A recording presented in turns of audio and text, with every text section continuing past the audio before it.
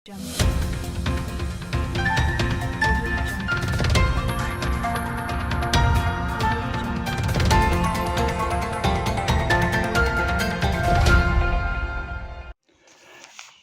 ہوں راجانول عاطف، نمائندہ online digital T V Khushab. رموز تنظیم برائے فنون و ادب اور میونسپل کمیٹی جوہر آباد کے اشتراک سے منعقد کیا جانے والا جوہر آباد میں 7 روزہ کتاب میلہ اختتام پذیر ہو گیا۔ کتاب میلے کی اختتامی تقریب میں پی ٹی آئی ضلع خوشاب کے صدر ملک مسعود انور کنڈان اور ایم این اے ملک محمد احسان اللہ خان ٹیوانہ کے پبلک فورم کے انچارج ملک غضنفر وڈل نے بطور مہمانان خصوصی شرکت کی، جبکہ تقریب کی میزبانی کے فرائض چیف آفیسر میونسپل کمیٹی جوہر آباد میڈم ہیرا جاوید بلوچ نے سر انجام دیے۔ جنرل سیکرٹری رموز تنظیم عدیل عباس عادل نے نقابت کے فرائض سر انجام دیے، جبکہ رموز تنظیم کے سرپرست اعلیٰ ممتاز ماہر تعلیم پروفیسر خالد جیلانی ٹیوانہ نے خطبہ استقبالیہ پیش کرتے ہوئے کتاب میلے کے شاندار انعقاد کے لیے ڈی سی خوشاب میڈم مسرت جبی، اسسٹنٹ کمشنر خوشاب نعمان محمود اور دیگر انتظامیہ کا تہ دل سے شکریہ